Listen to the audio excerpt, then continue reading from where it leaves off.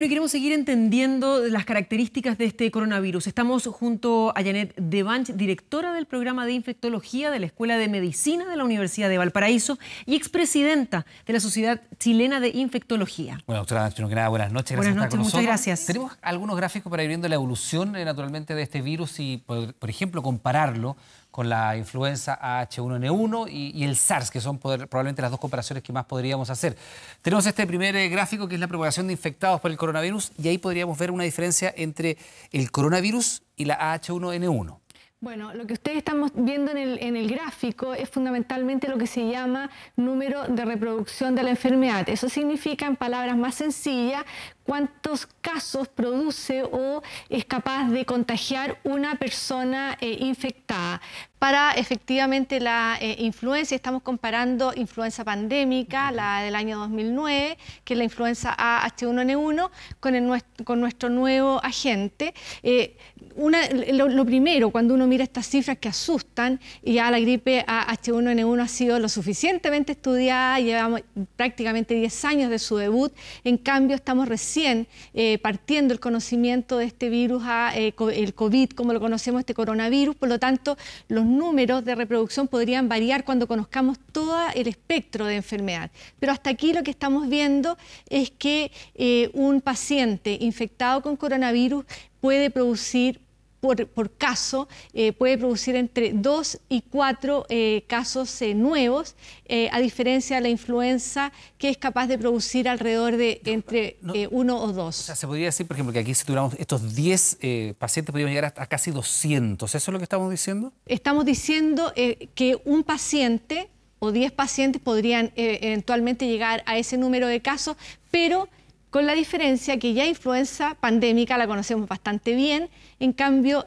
sabemos que la influenza pandémica, por ejemplo, o la influenza, que es la que nos afecta todos los años, prácticamente no tiene pacientes que no tengan síntomas. Doctora, pero solo para aclararlo, cuando la influenza nos enferma, realmente tenemos síntomas, no hay asintomáticos. En el caso del coronavirus, lo que estamos aprendiendo es que hay un porcentaje no menor de personas que tienen síntomas menores, que no están consultando, y por lo tanto este número de reproducción podría variar en el tiempo. Doctora, a ver, cuando estamos viendo estas cifras, dos preguntas que surgen. Una, ¿tenemos conocimiento cabal de la cantidad de personas que puedan estar infectadas? Por lo tanto, esta cifra podría bajar. Doctora, vamos a estar de inmediato con esa respuesta, pero antes de eso vamos a dirigirnos de inmediato hasta la clínica alemana. Están dando mayores antecedentes sobre este tercer caso. Información consolidada sobre este tercer caso. Nuevamente es un profesional de la salud. No se ha entregado información exacta si estuvo o no en contacto con pacientes. Es información privada, pero están ya en marcha los protocolos correspondientes para coronavirus. Doctora, justamente dejábamos la pregunta planteada, porque en definitiva acá es que conocemos un caso. Lo primero que se pregunta es con cuánta gente tuvo contacto, cuántos potenciales contagiados podría haber. Siguiendo estos números, uno diría, sí, tiene una tasa de contagio mucho mayor que lo que podría haber tenido la H1N1. Pero cuando vemos que todavía puede faltar casos reportados, ¿esta cifra podría bajar? Y por otro lado, Eduardo Bellotto nos pregunta a través de las redes y nos dice, a ver, ¿qué pasa con registros civiles, con colegios, con hospitales, con consultorios en los cuales hay mucha gente y lo que se dice es evite la aglomeración? Lo primero es que no es primera vez que emerge un virus que nos afecta y no es tampoco la última vez que esto nos va a pasar, es parte de nuestra historia. Esta es probablemente la segunda evento de salud pública de importancia tan internacional después de la pandemia del 2009, así que llevamos 2 eventos. Que es la que estamos comparando aquí. Y que estamos comparando acá y que vamos, por supuesto, aprendiendo. Somos más personas, nos movilizamos con gran rapidez y nos introducimos al reservorio en donde viven estos virus que habitualmente residen en la naturaleza. Para aclarar y para responder, efectivamente nos falta información, nos falta conocer todos aquellos que se exponen y que no tienen síntomas. Podría ese número cambiar, pero la primera cosa es que es una enfermedad que hasta aquí ha demostrado tener características bien definidas para enfermar más severamente a las personas, especialmente que son los grupos de mayor edad. Doctora, seguimos avanzando también con la gráfica para entregar la información a la gente. Aquí estamos comparando el coronavirus con el SARS y la influenza. Estamos viendo la tasa de infectados. Y cuando la revisamos, usted nos decía hasta aquí, porque claro, hasta aquí podemos ver naturalmente que es más infecciosa naturalmente que el SARS, pero menos que la influenza, ¿no? ¿Por qué hasta aquí? ¿Cuánto podría evolucionar este virus? Porque hasta aquí es lo que nos ha mostrado y hasta acá es lo que ustedes han visto que ha producido desde su origen en la ciudad de Wuhan, en la provincia de Hubei, en China, con la exportación de casos y lo que está sucediendo en otras regiones. Hay que recordar que el comportamiento de las enfermedades también tiene que ver con la demografía, las características de la población, claramente también el clima, el periodo del año en que está circulando.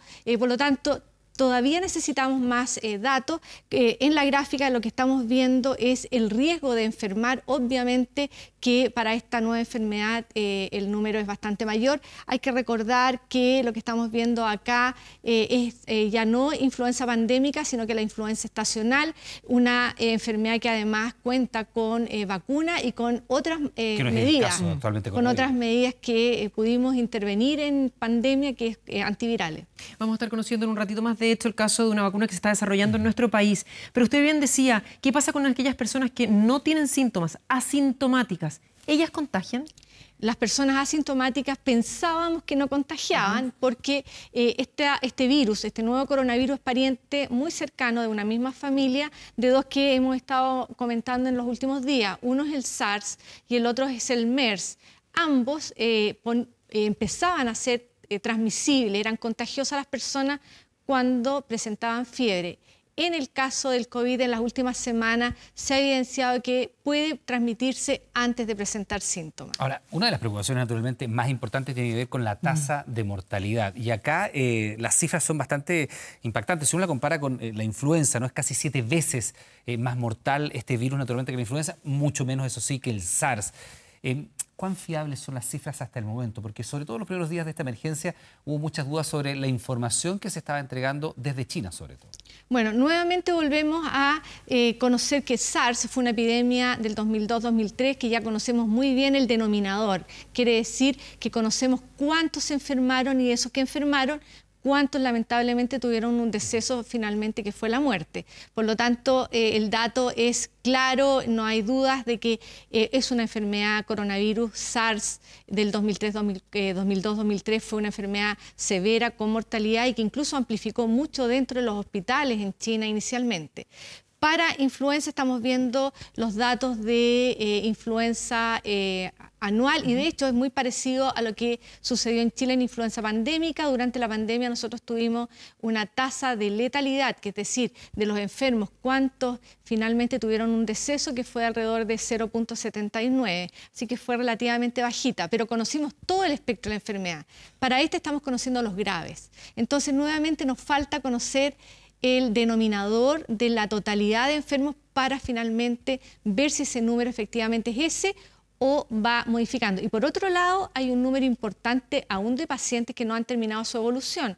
Así que es un dato que hay que mirar con tranquilidad más adelante. Doctora, hay medidas que se están tomando a nivel internacional que llaman la atención. Por un lado, Israel va a poner en cuarentena a todas aquellas personas que vengan de España. Medidas que pueden ser cuestionables, a decir qué tan efectivas pueden llegar a ser. En Nueva York, por ejemplo, se está tratando de tomar el test a 1000 personas que tuvieron relación con un abogado que resultó positivo en este test. ¿Son alternativas que se deberían tomar en nuestro país también? Bueno, son medidas que el objetivo que tienen es la mitigación. ¿Qué significa mitigación? Que permita una entrada más lenta del número de casos a un país o un área determinada. Ambos áreas geográficas que ustedes acaban de mencionar tienen un número significativo de casos, por lo tanto ellos lo que están tratando de hacer es demorar la introducción de casos al país, que tiene un costo alto porque hay personas que finalmente tienen que quedarse en sus casas y no movilizarse a sus lugares de trabajo. Hay que organizar cómo se les lleva la comida, por ejemplo, o verificar que efectivamente se mantengan en sus casas, pero claramente lo que sabemos hasta aquí de enfermedades infecciosas, especialmente las infecciones respiratorias transmitidas entre las personas, es que finalmente esas medidas logran mitigar, que significa enlentecer la entrada del virus. A propósito de lo que tú dices, en Israel hubo proceso de elecciones y se tuvo que habilitar urnas especiales porque las personas, pese a estar contagiadas, naturalmente tienen el derecho de ejercer su sufragio. En nuestro país hay una serie de eventos eleccionarios a partir del 26 de abril, también hay una serie de conciertos masivos ahora en marzo. ¿Qué pasa con ese tipo de aglomeraciones de personas? ¿Qué medidas especiales deberían implementarse? Bueno, las medidas tienen que tomarse de acuerdo a lo que vaya sucediendo. Estos son fenómenos extraordinariamente dinámicos.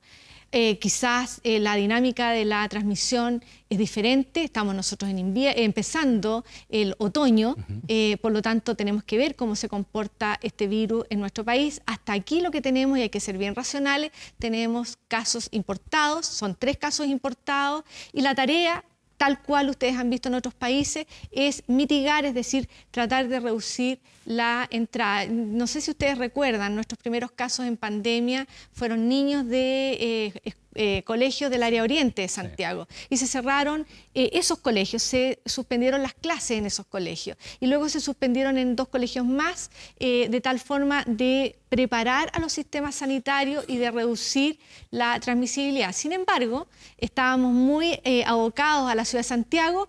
En cambio, había partido pandemia en Puerto Montt con casos más severos. Así que las situaciones son dinámicas y hay que estar muy atentos a cómo se van dando. Doctora, justamente usted hablaba del medio ambiente también como otro factor. La temperatura, dicen que mientras más alta, el virus puede vivir menos tiempo en el ambiente. Esto quiere decir que si está en una gota va a ser inactivo más rápido si es que hace calor.